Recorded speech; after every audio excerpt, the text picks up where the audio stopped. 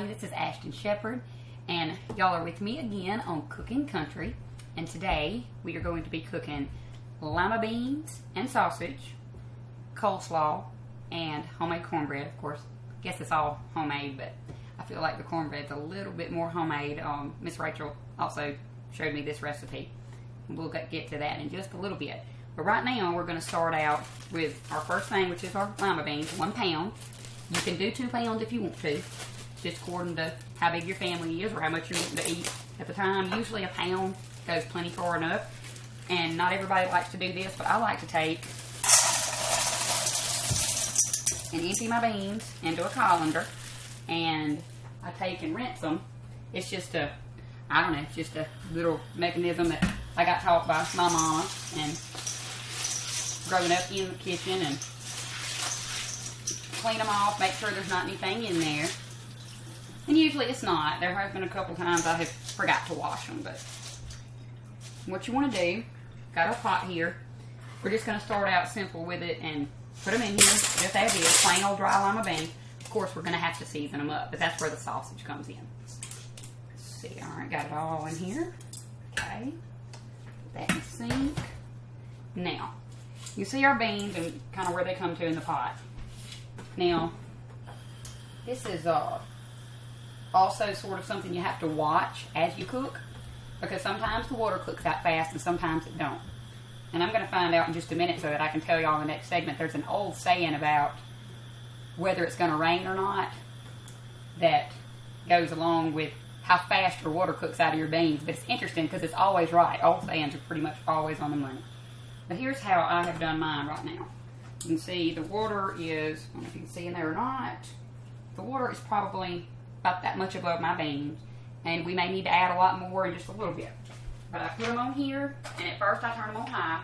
Don't want to keep them that way, but I put them on high to get them coming to a boil. And then the next thing we're going to do is take and cut up our sausage. We're going to take it, put it in the black iron skillet, and cook it up. We're going to do that in just a second. Alright, here we are with our sausage. Obviously link. If you want spicy, you can get spicy. This is just a regular sausage. And I'm going to show y'all a trick. What we're going to do is we're going to cut the sausage up like this. You can go thick, thin, whatever. Like I say, I like to kind of leave that open. But what I like to do is I take a black iron skillet and I cook my sausage in there. And then when I get it good and done, I take out the sausage. And that's where I cook my cornbread. Because that is the country part of Cooking Country on here with Ashton Shepherd. We always got to do that. Got to do the country stuff. Got to keep the grease in there. Got to get the flavor. And a lot of these little things, I didn't do that for a long time when I first started cooking lima beans and sausage. And a lot of people have never heard of this dish either. It is probably very southern, or maybe even very Alabama. I'm not sure, but I know I love it. It is so tasty. We'll get over there in just a second, and we'll get the sausage browning. Matter of fact, you can, here we go. Now this sausage here is a little bit bigger link than I usually buy. They did not have the smaller. So you see the size. I normally it's not quite that size, which is fine. It don't matter. It's just to each his own and however you want to cook it. But usually I buy it with a smaller link. But in this case, I'm just cutting it a little bit thinner. I don't know if y'all run into that, but around these little small towns, we run out of stuff a lot in the stores. I'm like, come on, people, restock these shelves. But that's all right. We're still here today, and we're cooking for y'all. Let's see here. There we go. All right, we got it all cut up. So, and that's also, I don't think I mentioned that. This is on the amount of sausage. I believe that was going to be 1 pound too. So let's do this. I'm going to scoop up what I can here. I'm going to take it over here. All right, and meanwhile, you can see smoke coming up. We've got our beans going. Perfectly fine to keep them on high to get them good and cooking. And we're going to put this on about medium, because that black iron skillet does get hot fast, and you don't want to burn your sausage. And this sausage does not take long at all. Probably, I mean, some people are, want to be a little safer and careful and cook something a little bit longer, but really it don't have to cook probably medium to high, maybe 10 minutes, something like that, and it's just about ready because it's already got the smoked flavor and everything. we've got that going. I'll actually put it on high just to get it going. Ooh, there we go. You can run into that. Pick it up. That is a trick on the electric stoves too. It's the only thing. It's not like gas. It doesn't turn off when you turn it down. Here we go. Alright, it's still a little bit hot. Let's turn it back to low. But that's the stuff you learn in the kitchen as you go here. Alright. Now, looks like that water is going to cook out kind of fast. Now, what I like to do is put a little bit of salt in the beans. Now, that's to each his own too. Now, if you're having to watch your salt and can't put as much, well, you don't have to put as much. And pepper. And also, sometimes I like to put a little bit of onion powder, or you can even chop a little bit of onion and put in there. So right now, you can hear our sausage is starting to cook. We got it on high. We'll turn it down to medium, and we'll start stirring it around. And in just a minute, we'll be ready to make some coleslaw for y'all. All right, we've got our sausage going. It's getting a nice little brown to it. It's going to take a little bit longer. And we've got beans going, and we're going to have to add a little bit of water. Matter of fact, got my little mason jar right here. And this is something that you eyeball. I mean, like I say, sometimes that water cooks out fast. The beans will take, dry beans can take up to 2 hours. Sometimes they get done in an hour. I have had them take 2.5 hours to get done. So, that's why it's important to go ahead and get them started early. And at this point, it's okay to maybe turn them up just a little bit. I've got them on 3 here on my electric stove. And like that. Alright. Get a little lid on there. Because you don't want to turn them up too high with the lid. That's another tip because it can froth on you. So you don't want that to happen. Alright. Stirring our sausage a little bit. Alright, as turning it, you see right there, getting a good little brown on it. Looking really good. And it's making the grease for the cornbread that we're about to fix in just a minute. Okay, now we are at the place of having our sausage simmering over there. It's getting good and brown. We've got our beans going. Matter of fact, well, they're okay. I thought maybe they were kind of brothing up a little bit. They're not. They're fine. All right. Well, here we have our cornmeal. Self-rising flour again. Oh, that's all right. Nothing going on over there. Making some sizzling. That means it's cooking good. Now, this is how I make my cornbread. Now, this is another little eyeball type deal. Now, I say this is how I make my cornbread. This is how Miss Rachel makes hers. She taught me how to make cornbread because when I married Roland, she said, you're going to have to cook for him like I do now. And he wanted me to too, so I don't mind a bit and it tastes good, so we're all happy. And here we are with, this is 1, I would say 2, 3, and you can see how much I'm putting here. 4, probably 5. I'm going to look at where we're at. 5 good heaping tablespoons of cornmeal. And I'm going to put 1, 2. Now these are a little more heaping. You see how much I got on there. 2 of flour. Okay? Now, right now, we're going to be cooking it in this pan. So once we get it mixed up, I'll show you the next steps on the grease part. Because we got to put grease in here too. Or oil. Not hard grease. Alright. Get this out of the way here. Get our buttermilk going in here. Now, if you ever, this is just a little tip. If you ever get, out of buttermilk and you go, man, I don't have enough or whatever, perfectly fine to add a little water, and it's perfectly fine to use what the old folks call sweet milk, which is just regular milk. I remember the first time somebody said that to me, I thought, sweet milk? What is sweet milk? But sweet milk is not buttermilk, it's regular milk. Okay, you can see it's getting a little paste going there, but we gotta have some more buttermilk, obviously. And if you ever get it in the process, if you're getting it a little too runny, you can always add you a little more cornmeal. You just have to kind of just play with it or whatever. Have to be so careful stirring out and so messy. I sling stuff all over the place. Alright, we're looking a little better. Still, consistency's still a little bit tough or hard, so I'm going to put a little bit more buttermilk. There we go. Smoothing that over ought to do the job. And also, when you put your oil in here, it's going to kind of make it get a little bit of better texture too, make it a little creamier. Let's see. Alright. And some people put an egg in theirs. I have heard of people even put mayonnaise in their cornbread. And some people like thick cornbread. So if you want thicker cornbread, you add a little more cornmeal, a little more flour. Me personally, when I'm having beans, I want it a little thicker, but I like my cornbread to be about like that right there, so it's crunchy. And that's just me though. Alright, now that's looking good. I may put a little bit more buttermilk in just a second, but I think what we're going to do here is we're going to go over and we're going to toss our sausage into the beans, and then we're going to have a really good flavored pan to put this cornbread in. And we've got our oven preheating. It's not quite there yet, at 450 degrees for the cornbread. Alright, we are starting right now with a little bit of melted shortening. You can use it like this, or you can just use plain liquid vegetable shortening. You can also use, you could probably melt bacon grease and put in here or whatever, but the reason I'm not doing that is because we've got our sausage grease over there that we're going to be cooking the cornbread in to grease our pan. So let's see here. Probably on an average, what was this? I'd say maybe 2 or 3 of my big spoons I've been showing y'all of the oil or the shortening melted. Now that's got a good consistency there. That I'm happy with. You could go a little creamier if you want, but I'm good with that. I think. I'm going to say that. Let me see. Now that I've got it good and stirred. Nope, I want a little bit more buttermilk. That's just me. There we go, just a little bit. Not a lot. We don't want to have soup go in here. Here we go.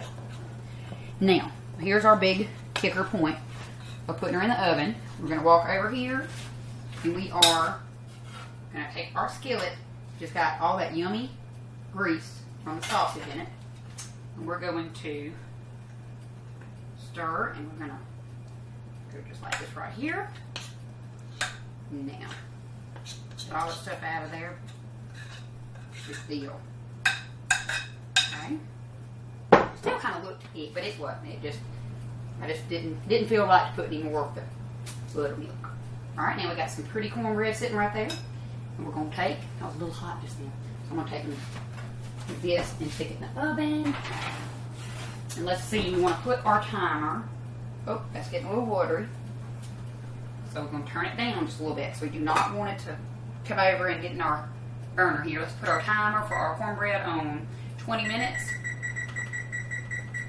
And after that, we're going to check it. Usually what I like to do is take it and flip it over and get the other side kind of crunchy. But we'll do that in just a minute. And right now, we're just going to smell the good food and come over here and got to make some coleslaw too. I forgot about that. We're going to show y'all how to make coleslaw with it. And I normally, something else I cook with this meal is homemade french fries, but we'll save that for maybe another day, maybe making some fried hamburgers or grilled hamburgers or something like that. But that's what we're going to get busy on, is making some coleslaw. Here we have a little onion and our cabbage. Now I'm going to start with the smaller part of the cabbage.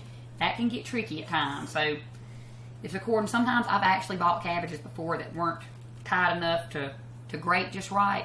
And if you have a processor, food processor, it can be easier to make your slaw that way. But I like doing mine the old-fashioned way with the grater. But let's see. I think I'll do what I normally do, which I was going to cut that up first, but I think I'll start with this. And we do a little pushing.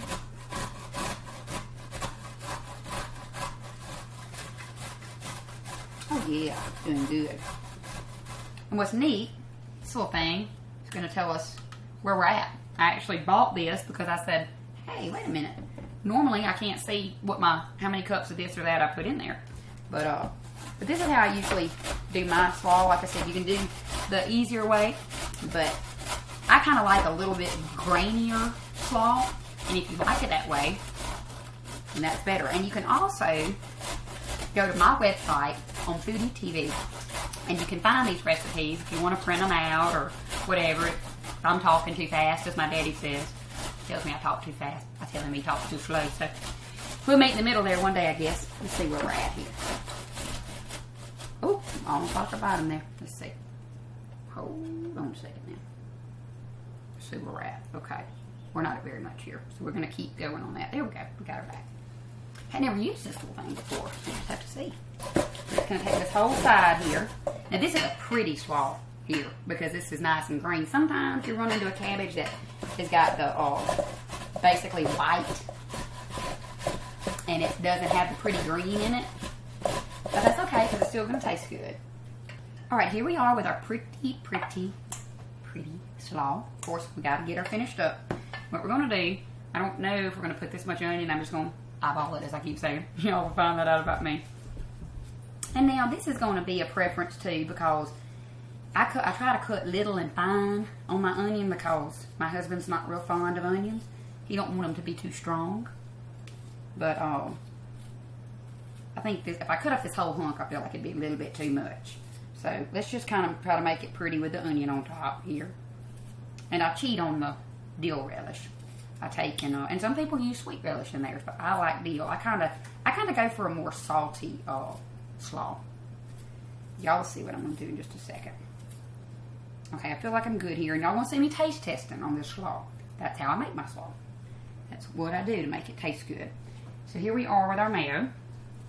Okay, gonna get us about, there we go, a heaping tablespoon, and probably 3 of those.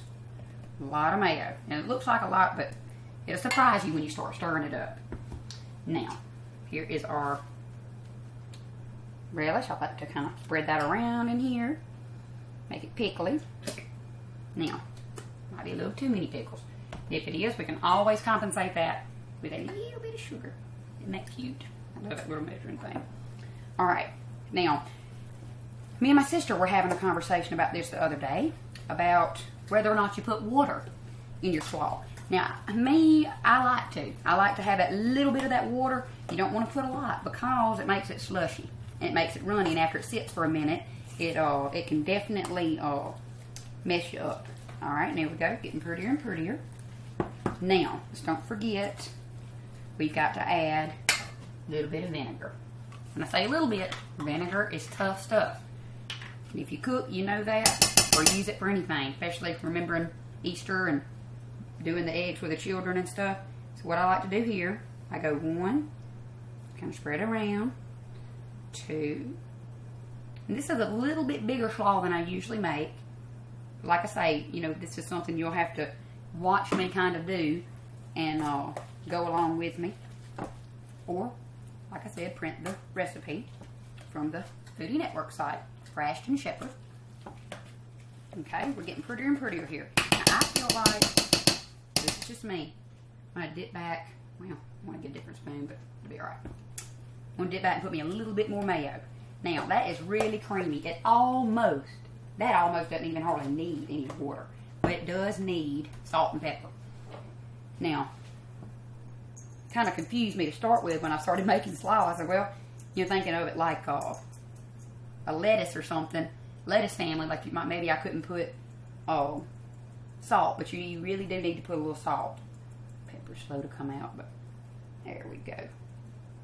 Put a little more pepper if you want, a little more salt. Okay. And I'm going to put just a little bit of water. When I say a little bit, I probably didn't even put just maybe 3 tablespoons, just to kind of slush it up a little bit. Okay. Now, here is where I'm going to put a little bit of sugar. Now, I have ate at a many fish place and a many person's house that likes sweet slaw. Again, that's preference. I like salt myself. Alright, let's get a fork and get it out the drain here. And I'm going to see where we're at on the slaw. This will tell me whether we need more pickles or... Oh my gosh. This is the best slaw I've made in a long time. So good. But, alright, longer I'm tasting it, I taste a little bit of a pickly flavor. So in that, I can taste it needs a little more onion. So I'm going to take a little bitty piece here, cut her up real quick. This is perfect. We got 1 minute. Our timer is fixing to go off on our cornbread, and I will show y'all to get it out, and I'm going to flip it over. And I'm going to stick it back in there, and that's going to make it get kind of crunchy on each side. Here we go. Our onion. Do a little more sugar. Okay. There we go. Alright. Oh my god, the texture of this slaw is just outstanding. I don't know what's different about it today. I guess because y'all are watching. Alright. Well, there we go. We've got pretty slaw to work with, and a timer that ought to count down pretty quick. We don't even have to wait on it for real. It's only 1 minute, so we're going to take out the bread.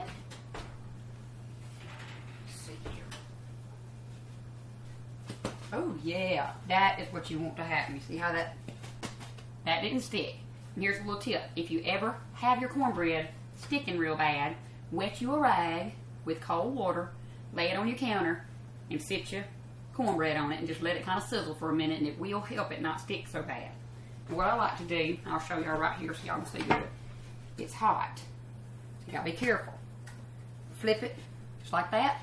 We're gonna stick it back in the oven, probably 10 minutes or so, and we're gonna have us some really good cornbread. You seen the height or width or whatever you want to call it, thickness?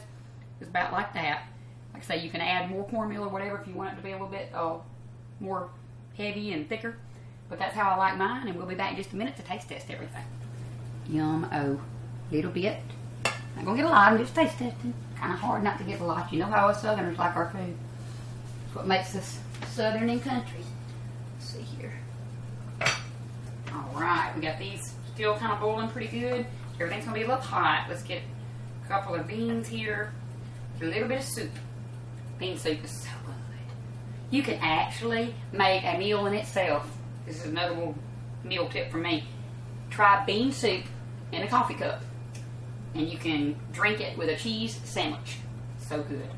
Makes a really good little combination, and it's different, and it gives you something else to do with your beans. Alright, we're going to cut the cornbread over here. It's going to be nice and hot too, but I can handle the hot stuff. I like my food to be piping. Okay. Yummy, yummy. Alright, come on now. There we go. Oh yeah, I know. What a little sad baby piece of cornbread. We're just taste testing. There we go. Some pretty cornbread. Alright, I'm going to go back to my fork that I taste tested with while we go with the slaw. I kind of know where it is. Yep, put my lid back on there. Alright. I'm very glad that I didn't put any more salt in them. That is so good. They are perfect. Wow, good stuff. This is the best combination meal.